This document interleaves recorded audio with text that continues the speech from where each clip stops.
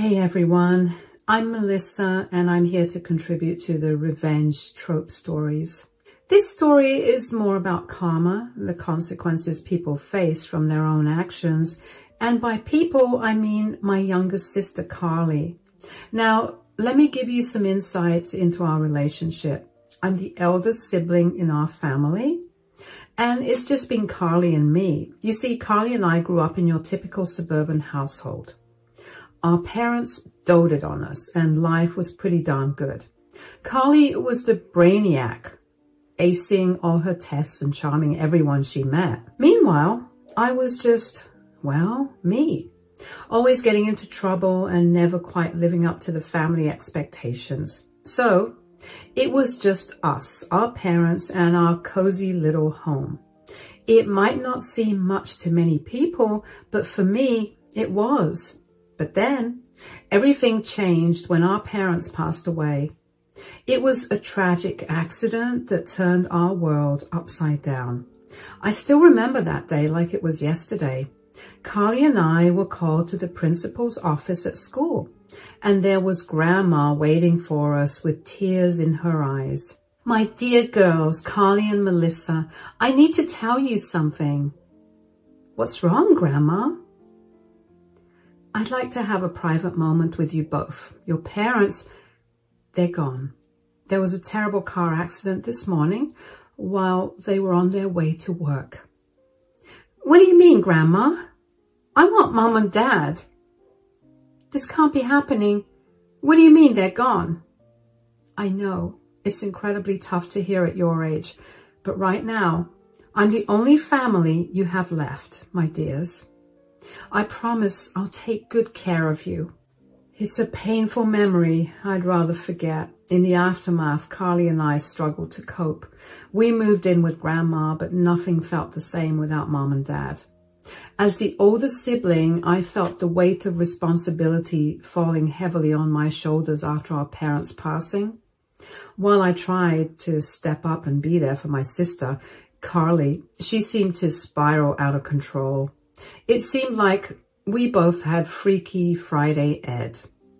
Grandma Martha, bless her heart, had to bear the brunt of Carly's rebellious behavior, and I couldn't help but feel sorry for her.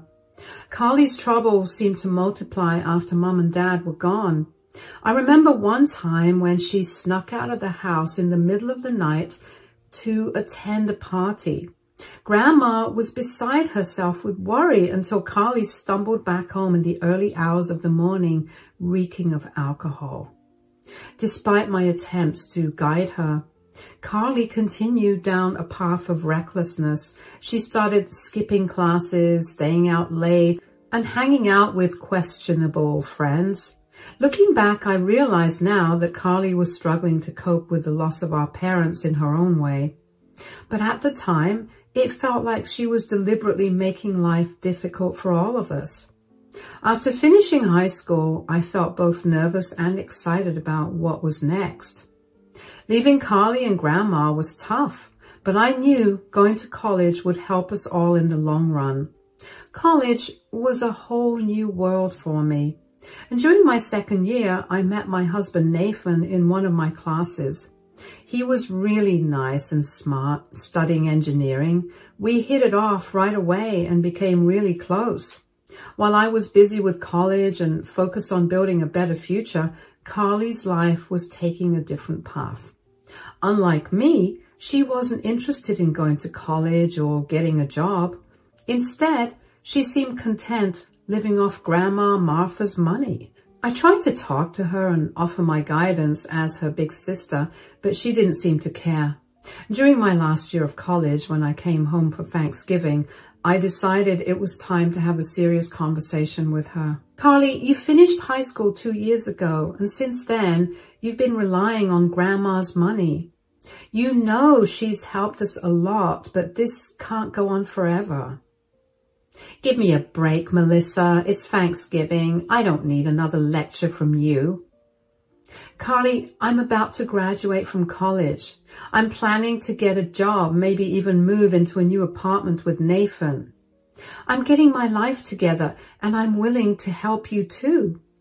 I could pay for your tuition, but please just try to do something. I don't see what your problem is. Grandma is fine with me staying with her. Why can't you accept that? I'll live my life the way I want. You can't control me. I'm not trying to control you, Carly. I just want to help you become more independent. In today's world, having a job is crucial. We don't have much financial security, you know. Oh, Melissa, you're so boring. I'm going out for a smoke. Tell Grandma I'll be back for dinner. After that conversation with Carly, I decided maybe I should give her more time. I focused on finishing college.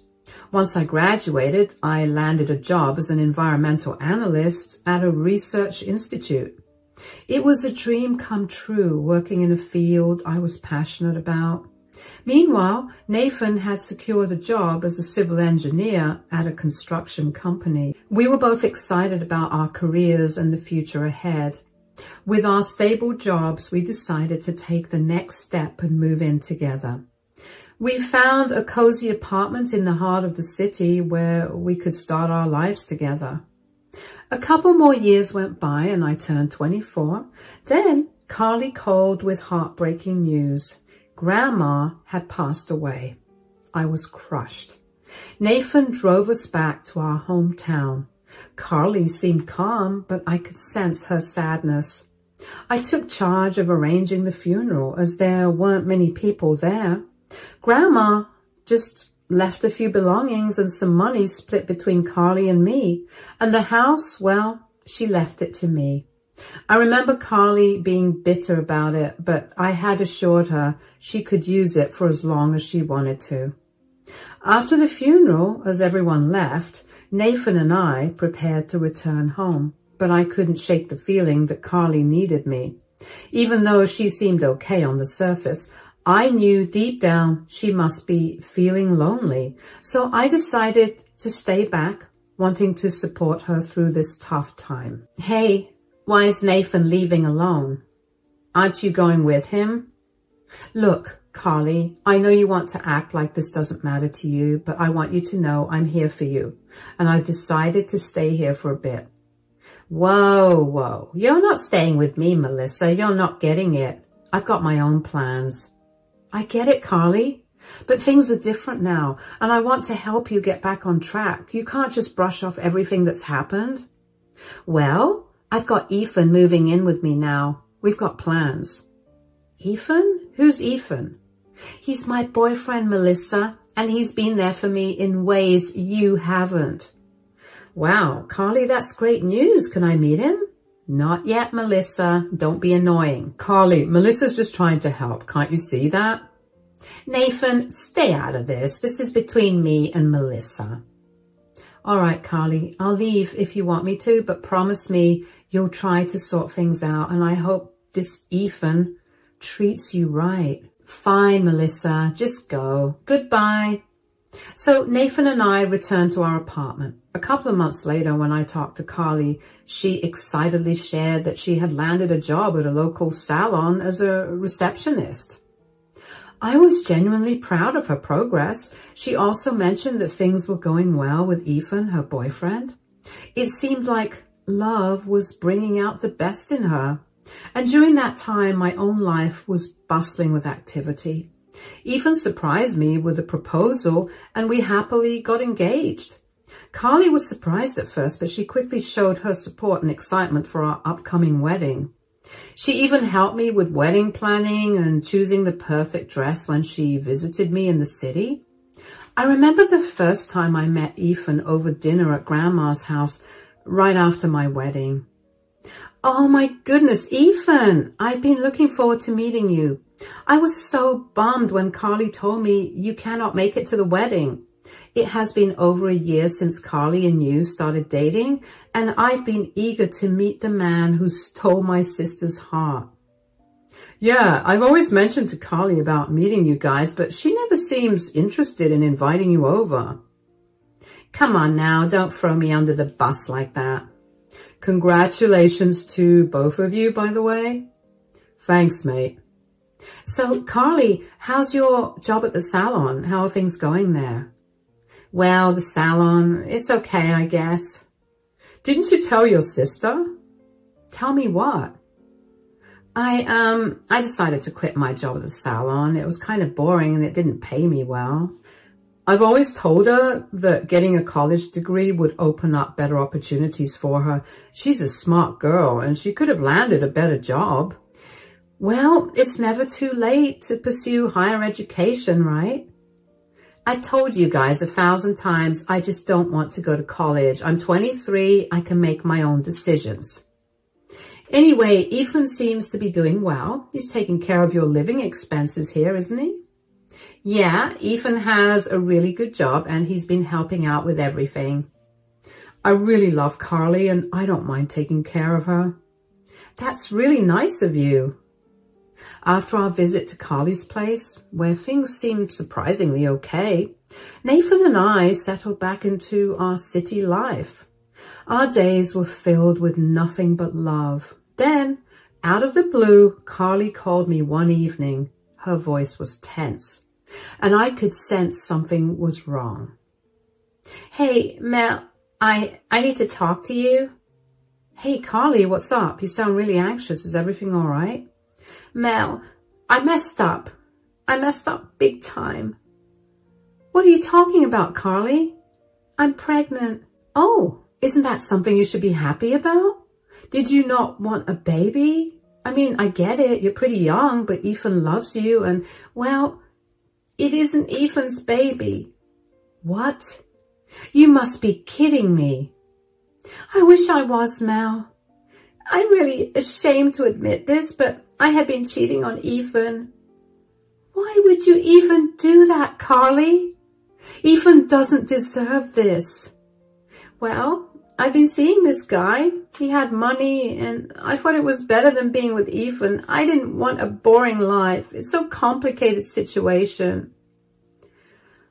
What do you mean by a complicated situation? Ethan loves you and you chose money over him? I don't want to settle for a mediocre life. I thought me and that guy really had a thing going on there and he promised me that he would leave his wife, but turns out it was just a casual fling for him. When I told him that I was pregnant with his baby, he said he didn't want to be a part of the baby's life and didn't want to see my face ever again. Wow, Carly, you got involved with a married man?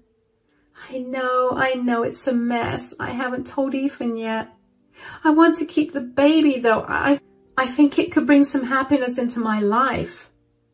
Are you sure you're ready to be a mom? Of course I am. Do you think I should keep it a secret from Ethan? Carly, that's not fair to him. You need to tell Ethan and soon. If you don't, I will. Maybe this baby will change things for the better. You're my sister. I need your support, Mel. I've been reflecting a lot lately and I'm really regretful about how I've treated you and everyone else in my life. When our parents passed away, you were there for me, but I was not there for you. I want to change that. I've been a bad sister, but that's going to change now. I'm going to work on myself and be better. Okay, let us start by telling Ethan the truth. Then we'll figure out the rest together, I promise. So, after Carly told Ethan about the baby, things didn't go well. He got really angry and left her. I felt bad for Carly, even though it was her mistake. I didn't like seeing her hurt. She needed someone, and I didn't think Nathan would mind if I stayed with her for a while. Carly didn't have a job, and the money Grandma left her was running out, so I decided to take some time off work and stay with Carly. For the next 9 months, I was there for Carly during her pregnancy. I didn't want her to go through it alone. I visited her every month, staying with her for 1 or 2 weeks at a time. It was important to me to support her, even though she had made some mistakes. During those months, Carly and I grew closer. We talked a lot about her plans for the future and how she wanted to change. She was determined to be a better person and a good mother to her baby. I admired her strength and courage. As Carly's due date approached, I made sure everything was ready for the baby's arrival. We went shopping for baby clothes and furniture, and I helped Carly set up the nursery. It was an exciting time, despite the challenges Carly was facing. When the day finally came, I was by Carly's side in the delivery room. It was a long and difficult labor, but seeing the joy on Carly's face when she held her baby for the first time made it all worth it. I knew then that everything would be okay. So it was a baby boy, and Carly named him Cole. I decided to stay with Carly for a while, so I told Nathan I wouldn't be coming home for some time. He was understanding and said it was okay because Carly needed me. Carly was dependent on me both financially and emotionally. She wanted to start applying for jobs, so while she did that, I took care of Cole at home. I had saved enough money to support us for a while, so I wasn't worried about finances. For 4 months, I stayed at home with Cole while Carly went out to look for jobs. Nathan visited us every weekend, and we enjoyed spending time together as a family. Carly began seeing a guy named Josh, and she spent a lot of time with him. I was worried because she wasn't focusing on finding a job or taking care of Cole anymore. Despite my support, she seemed more interested in spending time with Josh than being independent. Carly came back home one evening after her dinner date with Josh. "Guess what, Melissa?" "What?" "You can go home and stay with Nathan. I don't need you here anymore." "Did you finally get a job?" "No, but Josh wants to move in, and he has a good job, earns well, and can take care of me and Cole." "Are you sure about this? It's only been a month since you started seeing this guy. You have a little baby now. You're a mother. There are things you need to consider." "I don't want to hear another word, Melissa. I'm a grown woman. You can pack your bags and leave tomorrow morning." "I have had enough of you ordering me to get a job, enough of you trying to tell me to be more responsible for Cole. I am Cole's mother. No one knows him better than I do." "Carly, after all that I have done for you, I literally left my husband alone in the city so I could come and stay with you. I left my job, I left my life behind to support you and help you finally get your life back together. And all I asked of you in return was to be a little responsible." "Responsible this, responsible that. Don't you get it, Melissa? I'm done with you. I have a family now. I have a son and a boyfriend. It's better that you go back to your family. I mean, sure, thanks for helping me these last few months, but your job is over now. So stop being a parasite at my house. You're unwanted here. I'm putting Cole to sleep now. I expect you to be gone when I wake up." So, dear reader, that incident happened around 8 years ago. After Carly said those hurtful words to me, I reached my breaking point. I went home to Nathan, poured my heart out to him, and shared what Carly had said. Nathan helped me see the truth. Carly was using me for my money and support. Though I didn't want to believe it, it was true. I was blind to reality. I had always been there for Carly financially and emotionally. I covered all her expenses during her pregnancy, supported her appointments and medical needs, and even encouraged her to seek therapy, footing the bill for that too. It's not about comparing love and money, but I gave her both. Yet all she did was disrespect me and cast me aside when she found someone else. So we stopped talking altogether. Fast forward 7 years and my life has changed significantly. I was blessed with a baby girl named Ariel who just turned 6. Nathan and I were fully immersed in our life in the city, balancing work, family, and parenthood. Amidst all this, Carly faded into the background. She never reached out, never apologized, not even a simple thank you for all I had done. So imagine this, I'm chilling at home with Nathan and Ariel just watching some TV after a busy day, and out of the blue, my phone rings and it's from some random number. Like, who could it be? Then, that's when Carly, out of nowhere, decides to make a comeback after more than 6 years of radio silence. I answered the phone, and without even thinking twice, I blurted out, "Carly?" Nathan shot me a concerned look and motioned for me to go to our bedroom to talk to her. "Melissa, it's me, your sister."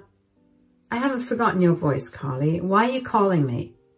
"Melissa, I know my apology might not mean much at this point, but I'm really sorry for the way I spoke to you all those years ago. You helped me, but I didn't see it. Let's skip the apologies, Carly. I know you don't mean it, but hey, if you do, good for you. Maybe you're becoming more human and less selfish. Really, listen to me, Melissa. I know you won't believe it because of what I'm about to ask next. What now? I need some money. Josh left me. Do you remember your nephew? He has not eaten anything in 2 days. We literally have no money. The school is threatening to kick him out, Melissa. I'm begging you. If not for me, then for your nephew. Carly, I'm not falling for this again. Don't use your poor kid to get my sympathies. Please, just for a few months, I need some money. I just want a stable life for my son. I promise I'll get better this time. Enough with the promises, Carly. I have my own responsibilities now. I can't spare any money for you. What kind of responsibilities? Well, I have a daughter of my own now. Oh, congratulations. So I have a niece now? What's her name? Her name is Ariel. I would love to meet her someday. But Melissa, please imagine this. If, God forbid, you were in a bad position like this, wouldn't you want someone to help your Ariel? You don't have to say yes right now, but please know that we literally don't have anything. The electricity got cut off yesterday as well. Take your time, think about it. Just know that I'll be indebted to you for life and I will return every penny. Just think of Cole. He's a child. He hasn't done anything wrong. Please don't punish him for my mistakes. He shared the same blood as you, after all. I'll talk to Nathan about it. I'll see if I can do something. Thanks, Melissa. After talking to Carly, I had a lot to think about. She asked for help, but I was mostly worried about my nephew, Cole. Thinking about Cole made me sad. He was innocent and didn't deserve any of this. God knows what that poor boy must have been through lately. I couldn't bear the thought of him suffering because of Carly's mistakes. Talking to Nathan about it helped me put things into perspective. We both agreed that Cole's well-being was the most important thing right now. It wasn't about Carly anymore. We decided to visit Carly and Cole to see how they were doing. I sent Carly a text saying we wanted to come over every weekend and she agreed. So on Saturday, Nathan, Ariel and I drove to Carly's house, which I hadn't seen in over 7 years. It felt strange returning after so long, and seeing Carly after so long felt strange. Cole seemed like a sweet and cool kid. I introduced Ariel to him and they got along well, playing in the park together. Nathan watched over them while I talked with Carly in the kitchen. Look, Carly, I'm giving you this money for Cole's sake, not yours. And it's not a gift. Think of it as a loan. Oh my God. Thank you so much, Melissa. You're so generous.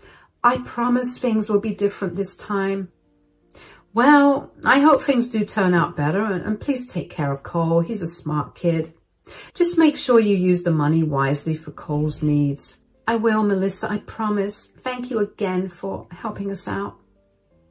So I set up this deal where I'd send Carly half the money from my paycheck every month. It was tough, but I felt like I had to do it for Cole. Carly said she was sorting stuff out and needed more time and wanted my trust. But I wasn't just giving her money for herself. It was for Cole. We'd visit every month and Ariel and Cole got along great. They were cousins after all. Carly seemed better, but I was wary. I had to use my head more than my heart this time.